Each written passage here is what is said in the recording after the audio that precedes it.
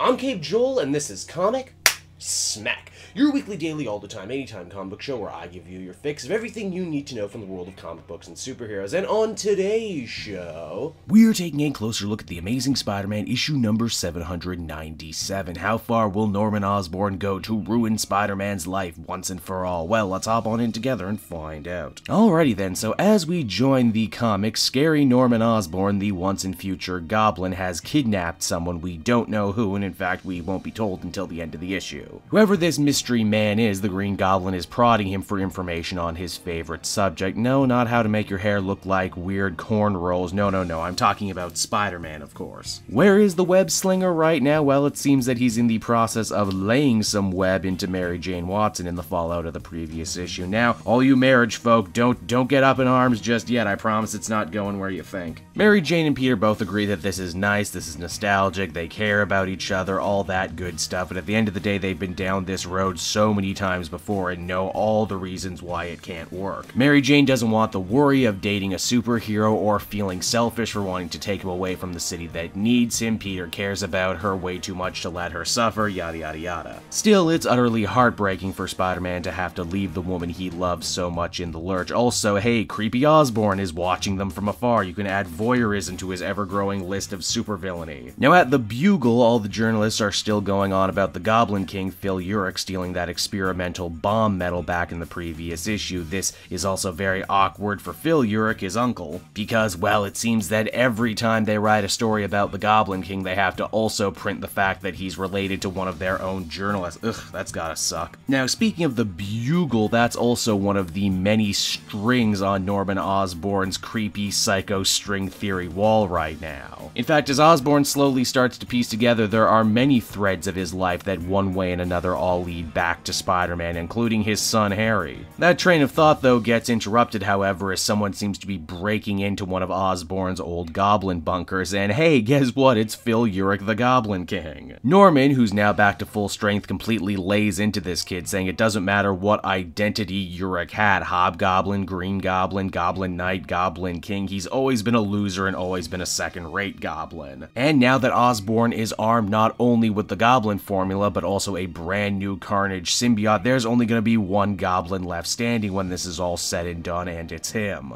Now, it's right around here we discover that Osborn's hostage turns out to be J. Jonah Jameson, and after all, if you're looking for Spider-Man's true identity, who better to ring for information than a guy who spent pretty much the entirety of his life obsessed with him? Jameson says that perhaps it's Osborn at the end of the day who's the true loser. After everything he's thrown at Spider-Man, he just keeps on ticking while Osborn has gone to jail and lost everything multiple times. Why, the Green Goblin even killed the love of Peter Parker's life, and that never stopped him. Oh wait, love of his life you say? Bridge you say? By Jove, I do believe Spider-Man is Peter Parker. I figured it out. Although, to be technical, Osborn did know that Peter Parker was Spider-Man before one more day and several shenanigans, but hey, the important thing is he knows now as the comic ends. So that was Amazing Spider-Man 797, everybody, and it actually does get this Red Goblin storyline rolling for real. I do like the idea of Norman Osborn spending the whole issue buckling down and using that devious mind of his to try and find out who his greatest foe has always been, but at the same time, it's framed in such a weird way where we keep cutting away to stuff that Peter Parker is actually doing now, and it's made to look like Jonah is telling Norman this, you know, all that stuff he wasn't there for. Also kinda sucks that Jonah has to be the one to accidentally out Spider-Man to the Green Goblin, even though he's only known his true identity for a couple months now. And heck, he didn't even learn that in this book. Gotta help you if you're not reading Chip Zdarsky's Spider-Man right now, or this would be completely confusing to you. Overall, this issue was decent. They've all been decent up until now, and if nothing else, there does seem to be some forward momentum, and we're definitely building up to something. I don't know what that something is, but we'll get there soon enough. Overall, a 6. So that was the Amazing Spider-Man, everyone. I hope you enjoyed the video, and as always, be sure to take a closer look at some of these other videos I've been working on. Then you can follow me on social media at CapeJoel, so you always know what I'm doing next. And hey, if you like what you see and want to support the channel and creation of videos just like this one, please check out my Patreon link down in the description. Patrons get exclusive access to videos and content before anyone else, and you can do so for as little as $1 a month. So until next time, everyone, this has been CapeJoel. Thank you so much for watching and listening, and I'll see you all again later.